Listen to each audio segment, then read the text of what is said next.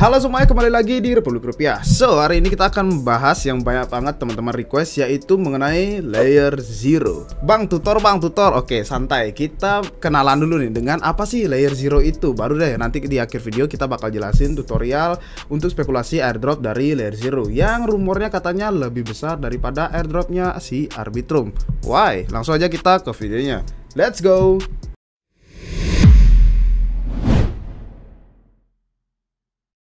Oke, sebelum kita lanjut, mungkin teman-teman yang belum subscribe langsung aja di subscribe Republik Rupiah, karena kita bakal ngadain giveaway ketika sudah mencapai subscriber di angka 150.000. Jadi dukung kita mencapai di angka tersebut, langsung aja kita bakal giveaway. Mungkin kalau teman-teman tahu, kita dulu pernah ngadain giveaway yaitu sebesar 1 BNB ketika lagi ATH. Nah, jadi untuk giveaway selanjutnya mungkin aja lebih besar, so stay tune aja dan nyalakan lonceng biar ketinggalan infonya dari Republik Rupiah. Oke, kita masuk ke segmen pertama, yaitu apa sih itu layer zero. Layer zero itu secara teknis bahasanya adalah protokol interoperabilitas omnichain. Nah, mungkin teman-teman bingung kan apa sih protokol interoperabilitas omnichain itu? Simpelnya tuh layer zero itu adalah sebuah protokol komunikasi, bukan sebuah blockchain layer 1, layer 0, bukan seperti itu konsepnya. Mereka itu hanya sebuah protokol untuk komunikasi antar blockchain gitu. Oke, di sini aku bakal tampilin gambar ya mengenai cara kerja dari layer zero itu gimana gitu, biar kita dapat mengerti lah ya. Nah, di sini ada gambaran mengenai user A, chain A dan juga chain B. Di sini ada user 2 dan di tengah-tengahnya itu ada relayer dari layer zero dan di bawahnya itu ada oracle. Nah, di sini ada layer zero endpoint namanya. Layer zero endpoint ini berupa smart contract-nya dari si layer zero. Nah, di kedua blockchain ini sudah ditanamkan layer zero endpoint-nya tersebut. Jadi otomatis kedua blockchain ini tuh bisa berkomunikasi antara blockchain A dan juga blockchain B. Nah, untuk si validasinya di tengah-tengah itu independen, ada dari si relayer-nya layer zero dan juga si oracle-nya Chainlink gitu. Jadi ketika aplikasi ataupun blockchain yang sudah ditanamkan layer zero endpoint ini, mereka dapat berkomunikasi satu sama lain gitu. Entah itu dalam hal memproses transaksi dan juga transfer coin native mereka, nah dan lain-lain juga. Oke, kalau kita lihat dari bridge-bridge yang lain gitu kan, contohnya ada bridge banyak banget, ada protokol bridge di luar sana. Aku nggak sebut merek di sini, tapi biasanya protokol bridge tuh banyak di luar sana itu mereka mengandalkan likuiditas dari antar berbeda-beda blockchain juga kan gitu. Likuiditas berbeda-beda, terpecah-pecah, habis itu ada banyak opsi bridge gitu. Kita kadang-kadang bingung kan, apalagi yang sudah terjadi itu ada bridge yang udah kena hack dan lain-lain. Nah, karena mereka itu mengandalkan sistem atau mempunyai sistem yang token dibungkus baru bisa dikirim gitu. Nah, secara teori itu kenapa sih bisa bridge itu terkena hack gitu kan? Oke, di sini aku bakal kasih contohnya dari bridge lain gitu kan. Nah, contohnya misalnya kita mau mengirimkan token A deh, token A dari jaringan Ethereum ke jaringannya Avalanche gitu kan. Kita ini menyetorkan token A kita tuh ke bridge-nya itu kan. Nah, di si bridge-nya ini bakal membungkus token A kita dan kita akan dikasih token A tersebut di jaringan tujuan kita, misalnya jaringan Avalanche tadi. Tapi ketika ini diretas gitu kan, token A ini yang kita terima di jaringan Avalanche ini bakal tidak bernilai apapun karena nilai dasarnya sudah diretas gitu kan dari si bridge-nya tadi gitu. Jadi itulah mengapa layer zero bisa berbeda sistemnya. Nah, pertanyaannya, lantas layer zero itu gimana sih cara kerjanya gitu kan? Oke, simpelnya itu layer zero itu tidak menyimpan aset kita di satu blockchain untuk menerbitkan hasil bungkusannya itu atau wrap token A tadi di blockchain lainnya. Oke, pertanyaannya apa yang kita bisa bangun di atasnya si layer zero ini? Oke, sebenarnya apapun yang berbau smart contract itu kita bisa bangun di atasnya layer zero gitu. Jadi kita memanfaatkan teknologi layer zero jika kita mempunyai aplikasi yang berbau smart contract atau menggunakan smart contract gitu. Contohnya ini banyak banget dipakai di DeFi gitu. Ada dari Trader Joe, habis itu ada dari Radian, ada Rich, habis itu ada Layer Swap. Nah, itu semua mengandalkan teknologinya si layer zero ini. Nah, kenapa aplikasi itu membutuhkan teknologi si layer zero ini? Nah, ini yang menarik karena layer zero itu bisa istilahnya membuat pesanan di lintas blockchain gitu. Jadi antara blockchain A dan juga blockchain B, aplikasi di blockchain A bisa membuat transaksi di blockchain B gitu, aplikasi di blockchain B mereka gitu. Atau bisa dibilang smart contract di satu blockchain bisa mengeksekusi transaksi di blockchain lainnya. Contohnya, aplikasi A ini ada di blockchainnya Arbitrum gitu kan. Nah, mereka mau eksekusi atau atau mengirimkan transaksi apalah gitu ya, misalnya di blockchainnya Solana. Nah itu dimungkinkan dengan teknologinya si Layer Zero, asalkan kedua blockchain ini antara Arbitrum dan juga Solana ini sudah dipasangkan endpointnya si Layer Zero tadi, dan juga si aplikasinya udah dipasangkan endpointnya si Layer Zero tadi. Kalau kita lihat sekarang Layer Zero tuh udah banyak banget support di berbagai blockchain, ada dari Optimism, Polygon, pokoknya EVM udah hampir semuanya, dan juga Zcaching yang baru-baru ini, ada juga Kanto, dan masih banyak lagi. Oke, kalau kita lihat dari penggunaan si Layer Zero, apa sih yang membuat beda gitu kan dari si bridging yang lain tadi? Mungkin kan kita biasanya bridging ada melalui checks gitu kan, ada melalui DEX juga si bridge tadi, dan juga apa sih perbedaannya untuk menggunakan si Layer Zero ini? Di sini aku bakal tampilin gambarnya. Nah, di sini ada terlihat gambarnya centralized exchange gitu. Gimana sih prosesnya dia? Dari chain A itu mau ngirim BTC masuk ke exchange, habis itu keluarnya baru si ETH gitu kan ke chain yang lain, ke chain B. Nah, kalau si menggunakan si decentralized exchange ini dari chain A dimasukkan dulu ke intermediate chainnya mereka ya. Di sini konsensusnya lumayan ribet gitu kan. Baru keluarnya ke chain B itu tokennya kita gitu kan. Nah, kalau si Layer Zero ini benar-benar langsung terkoneksi antara chain A dan juga chain B. Jadi tidak ada proses yang ribet tadi seperti di decentralized exchange yang lain itu untuk memproses validasi dari token-token kita yang mau kita kirimkan ke jaringan lain gitu kan. Nah, sekilas kita udah mengenal apa sih itu Layer Zero. Nah, kalau kita lihat dari aplikasi Layer Zero yang paling banyak diadopsi untuk sekarang itu adalah Stargate gitu kan. Oke, sekarang kita akan bahas secara singkat apa sih itu Stargate gitu. Kenapa Stargate ini penting adanya di Layer Zero? Oke, Stargate ini bukan seperti bridge pada umumnya yang biasa aja gitu kan, karena mereka itu menggunakan teknologinya dari si Layer Zero. Di sini ada 3 poin penting. Yang pertama itu Stargate mempunyai finalitas instan yang terjamin dan juga likuiditas yang dipersatukan, jadi nggak dipecah-pecah likuiditas mereka ya. Dan juga yang ketiga itu transaksi aset kripto itu secara native gitu, bukan dibungkus gitu. Nah, selain itu Stargate tuh juga menawarkan hal yang luar biasa penting gitu menurut saya, yaitu tentang komposabilitas lintas blockchain gitu. Oke, artinya kalian tuh bisa menyusun smart contract di blockchain asal dan juga di blockchain tujuan kalian gitu. Nah, secara teoritis tuh kita bisa melakukan transaksi antara blockchain yang berbeda yang berinteraksi dengan susunan smart contract di kedua blockchain tersebut. Semua dibungkus dalam satu transaksi. Oke, contohnya di DeFi deh. Salah satu mungkin yield aggregator ya, protokol yield aggregator teman-teman udah tahu seperti Yearn Finance gitu contohnya. Nah, ketika kita mau deposit token A nih, si yield aggregator nih akan mencarikan kita opsi yang terbaik untuk best APY atau best APR dengan reward yang terbesar gitu, istilahnya yang terbaik di semua blockchain gitu kan. Nah, jadi ketika kita tinggal deposit, nanti si yield aggregator ini mencarikan opsi yang terbaik dan langsung dieksekusi. Misalnya berbeda blockchain pun dia tetap bisa mengeksekusinya dengan hal dia sudah menggunakan teknologi si Layer Zero ini gitu. Jadi simpelnya kita tinggal satu klik deposit dan aset kita tuh bisa berpindah otomatis di blockchain manapun yang mereka pilih yang menurut mereka itu menguntungkan buat si penggunanya gitu. Nah, contoh lainnya ada dari game finance gitu kan, game NFT biasanya kan, NFT-nya mungkin ada di Ethereum tapi kita bisa mengaksesnya melalui jaringannya si Arbitrum gitu kan. Nah, contoh lainnya juga ada dari DEX gitu kan, kita bisa swap antar blockchain gitu kan, contoh simpelnya gitu. Jadi kita bisa membeli token apapun dalam satu blockchain gitu. Jadi ini mempermudah banget kan gitu. Dan itu berupa native tokennya gitu, bukan si wrap token gitu. Nah, kalau kita lihat dari si Layer Zero ini adalah berupa lapisan komunikasi yang memungkinkan pembagian data antara blockchain gitu. Nah, kalau si Stargate ini adalah lapisan yang memberikan instruksi kepada blockchain untuk melakukan suatu hal yang terkait dari data tersebut dan membandelnya dalam satu transaksi. Kayak tadi aku bilang, 2 smart contract gitu kan yang terhubung bisa kita proses dengan satu transaksi gitu. Walaupun berbeda jaringan, kita bisa one click dan sudah diproses dalam satu transaksi gitu.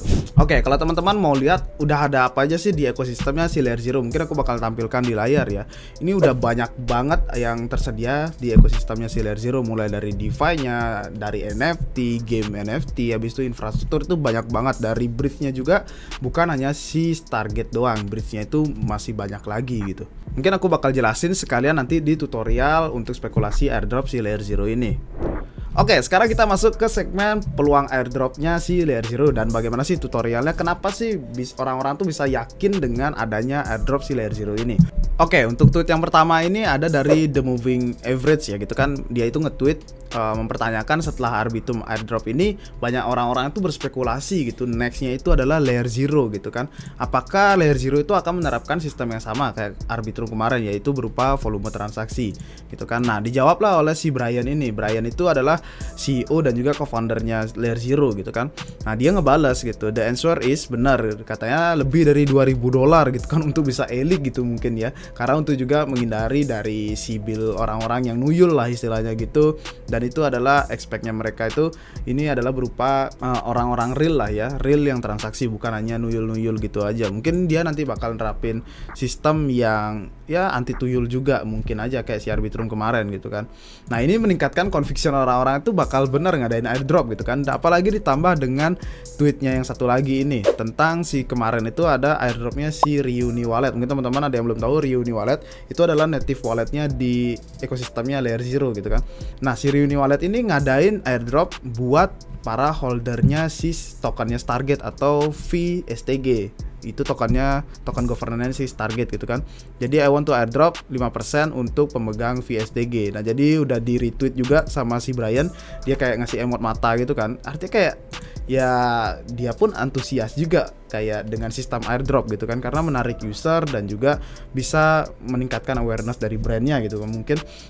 Nah, kenapa kita lihat dari orang-orang tuh kok antusias banget gitu ngobrolin si Layer Zero ini kan? Karena kalau kita lihat ya dari perbandingannya dengan Arbitrum kemarin, pendanaan di Layer Zero tuh hampir 2 kali lipat lebih besar. Bukan hampir deh. Ini udah 2 kali lipat lebih besar ya, hampir $300 juta gitu pendanaannya, sedangkan Arbitrum kemarin tuh $143 juta gitu kan. Dengan Arbitrum airdrop kemarin aja udah teman-teman tuh merasa JP banget karena ini lebih besar lagi pendanaannya. Kayak orang-orang tuh banyak banget yang berspekulasi gitu. Oke, selanjutnya kalau kita lihat dari GitHub-nya mereka ya, kenapa orang-orang pede banget nih bakal ada token ZRO gitu. Kalau kita lihat dari GitHub-nya itu di sini udah tertulis the address of the ZRO token holder who will pay the transaction gitu. Jadi bakal dipakai untuk membayar transaksi gitu kan dari token ZRO gitu, Layer Zero gitu kan. Jadi orang-orang tuh makin pede gitu dengan asumsi mereka bahwa fix ini bakal ada token dan ngadain airdrop gitu kan. Oke, pertama-tama kita apa sih yang harus kita kerjakan untuk ya istilahnya ikut spekulasi airdropnya si Layer Zero ini ya gitu. Mungkin kita bisa langsung ke websitenya dan kita lihat di bagian paling bawah itu produk utama dari si Layer Zero. Nah, yang pertama ini ada dari Bitcoin Bridge gitu. Jadi di sini itu mereka mengandalkan Bitcoin B ya namanya, atau Bitcoinnya mereka sendiri, yaitu wrapnya versi Layer Zero gitu. Jadi bisa di bridge gitu kan antar blockchain juga. Nah, habis itu selanjutnya mungkin teman-teman mau nyoba yang ini boleh juga gitu kan untuk menambah volume dan juga ya misalnya ada opsi untuk elik ya gitu. Oke, yang selanjutnya tuh ada dari Aptos Bridge gitu kan. Kemarin Aptos sudah launch dan didukung oleh Layer Zero juga. Di sini sudah ada untuk bridge dari chain-chainnya si EVM itu udah bisa nge-bridge sekarang ke Aptos gitu, dalam berupa wrap it kah atau berupa USDC, itu udah disupport semuanya gitu.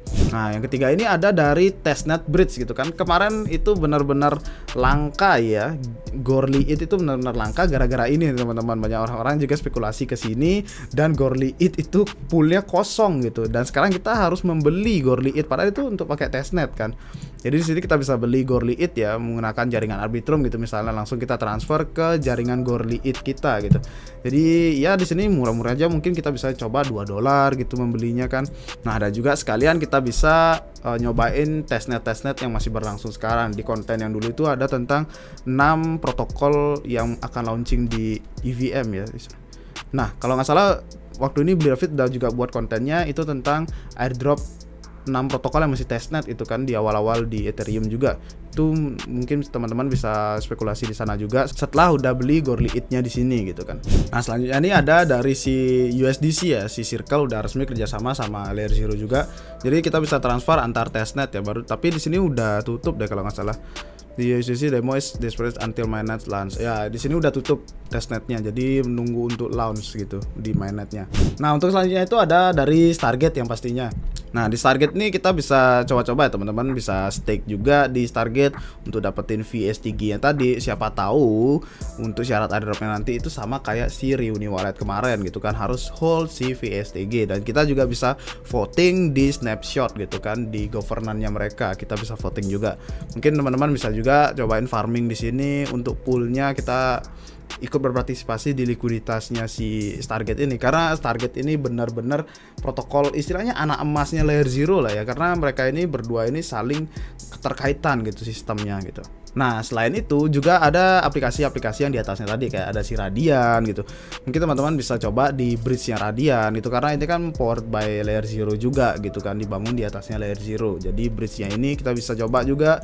Habis itu ada dari protokol si Trader Joe lagi yang baru-baru ini udah join juga di Layer Zero. Kita bisa coba juga bridge-nya. Nah, habis itu kalau NFT nih buat teman-teman yang suka di NFT, mungkin mau ikutan koleksi si Ghostly Ghost ini. Ini Ghostly Ghost ini NFT-nya si Layer Zero juga, dan bisa ada di berbagai chain gitu. Menurut kalau kita lihat dari gambarnya ini ya, di sini ada gambar kuning, ini di jaringannya BNB gitu. Kalau yang ini yang warna biru gitu misalnya ada di jaringannya Arbitrum gitu, yang merah ini di Optimism gitu. Nah, mungkin seputarnya seperti itu teman-teman.